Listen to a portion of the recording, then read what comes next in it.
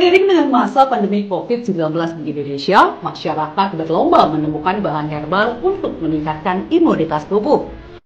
Kekayaan herbal asli Indonesia yang berlimpah banyak memunculkan wacana aneka bahan herbal untuk meningkatkan imunitas tubuh.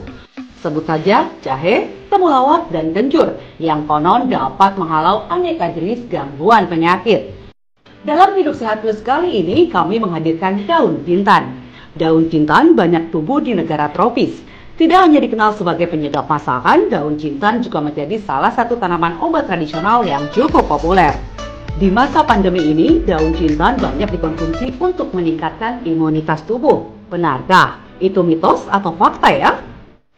Di segmen kali ini, ahli herbal Dr. Tania Ingrid akan menjawab 7 mitos yang banyak beredar di masyarakat. Apa saja ya? Yuk kita simak!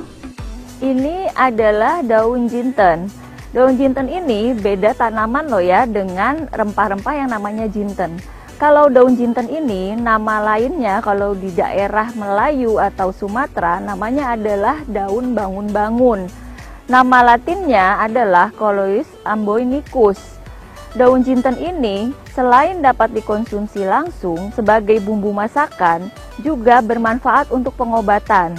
Misalnya untuk batuk, untuk sariawan, untuk melancarkan ASI, dan lain-lain. Pada kali ini, saya akan membahas fakta mitos tentang daun jinten. COVID-19 banyak menyerang tubuh dengan imunitas yang rendah. Keterbatasan akses ke sarana olahraga dan berkumpul menyebabkan orang mudah stres dan imunitasnya menurun. Fakta mitos pertama, katanya mengonsumsi rebusan daun jintan dapat menjaga daya tahan tubuh. Benarkah itu fakta atau mitos ya? Itu adalah fakta. Daun jinten mengandung minyak atsiri, zat-zat antioksidan yang bersifat meregulasi respon imun, sehingga akan meningkatkan produksi dari imunoglobulin atau antibodi, meningkatkan produksi sel limfosit, monosit, dan sel-sel imun lainnya. Fakta mitos ketiga, saat flu datang memang sangat mengganggu. Oleh karena itu, penting agar imunitas selalu terjaga, terlebih di masa pandemi saat ini. Mitosnya, flu, batuk, dan asma dapat diobati dengan mengonsumsi rebusan daun jintan.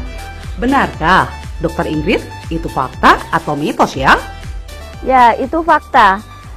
Daun jinten mengandung senyawa-senyawa dalam minyak atsirinya seperti eugenol, carfentanil, thymol, dan lain-lain yang bersifat antipiretik atau menurunkan demam, meredakan batuk, mengencerkan dahak atau ekspektoran, juga melegakan saluran nafas atau dekongestan. Juga bersifat melebarkan bronkus ya, sehingga membantu pengobatan pada penderita asma. Kanker masih menjadi penyebab kematian tertinggi. Kanker disebut juga sebagai silent killer karena sifatnya yang laten dan terdeteksi pada stadium lanjut. Fakta mitos keempat, kanker sendiri merupakan penyakit yang disebabkan pertumbuhan sel yang tidak normal di dalam tubuh. Mitosnya mengonsumsi daun jintan dapat membantu mencegah kanker. Benarkah itu fakta atau mitos ya? Itu adalah fakta. Daun jinten mengandung senyawa-senyawa yang bersifat antioksidan, bersifat anti kanker atau mencegah tumbuhnya sel kanker, serta bersifat anti proliferasi, yaitu mencegah atau menghambat daripada pertumbuhan sel kanker. Misalnya, sel kanker paru. Ini terbukti melalui penelitian-penelitian in vitro. Fakta mitos kelima, konsumsi rebusan daun jintan dapat menyebabkan diare. Tapi itu fakta atau mitos ya? Itu mitos, karena justru daun jinten itu bersifat memelihara kesehatan pencernaan, sehingga mengatasi keluhan-keluhan seperti kembung karena bersifat karminatif atau meluruhkan gas, serta bersifat antiinflamasi, mengurangi peradangan-peradangan dalam usus. Fakta mitos keenam, ginjal merupakan salah satu organ tubuh yang vital. Ginjal berfungsi untuk menyaring racun di dalam tubuh. Saat ginjal Anda sudah tidak dapat berfungsi dengan baik, tentu akan berakibat fatal bagi kesehatan tubuh Anda. Nah, mitosnya daun jintan baik dikonsumsi untuk kesehatan ginjal. Itu fakta atau mitos ya? Itu adalah fakta. Daun jinten bersifat diuretik, yaitu melancarkan pengeluaran air seni, sehingga akan membantu mengeluarkan toksin-toksin dari dalam tubuh, serta mengeluarkan kelebihan daripada lemak dan garam dari dalam tubuh. Fakta mitos ketujuh, lancarnya ASI tentu dipengaruhi oleh apa yang dikonsumsi oleh sang ibu. Mengonsumsi makanan yang sehat dan bergizi tentu membuat ASI dapat keluar dengan lancar. Mitosnya, mengonsumsi daun jintan dapat membantu melancarkan ASI. Benarkah? Itu fakta atau mitos ya? Ya, itu fakta. Bukti-bukti pengalaman empirik sejak ratusan dan ribuan tahun yang lalu, daun jinten memang dipakai oleh masyarakat-masyarakat seperti di India, juga di Indonesia, dan paling utama di Sumatera Utara. Daun jinten ini dipakai untuk melancarkan ASI. Dan pada penelitian, daun jinten memang terbukti bersifat galaktagok atau merangsang sekresi atau pengeluaran daripada air susu ibu. Sudah dijawab semua ya fakta mitos yang beredar tentang manfaat daun jintan bagi tubuh? Lalu bagaimana ya cara mengolah dan batasan konsumsinya per hari? Nah, Dr. Ingrid akan memberikan tipsnya untuk Anda. Sekarang saya akan menjelaskan bagaimana cara membuat ramuan dari daun jinten ini yang sederhana berupa rebusan. Sebenarnya daun jinten ini juga bisa dimakan langsung sebagai lalap ya.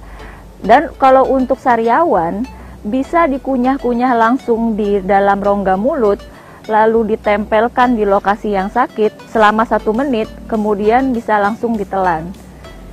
Selain daripada daun jinten ini, ada daun-daun lain yang juga bersifat meningkatkan imunitas.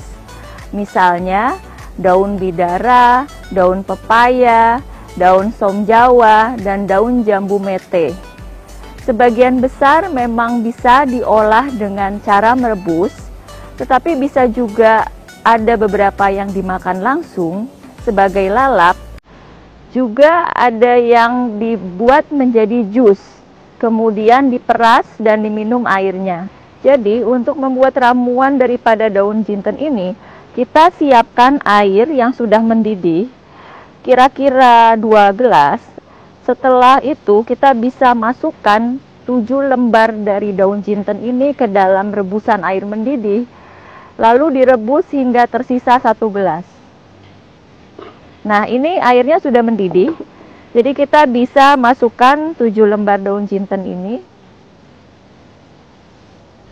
Boleh lebih sampai maksimum 10 lembar daun ya, minimum 5.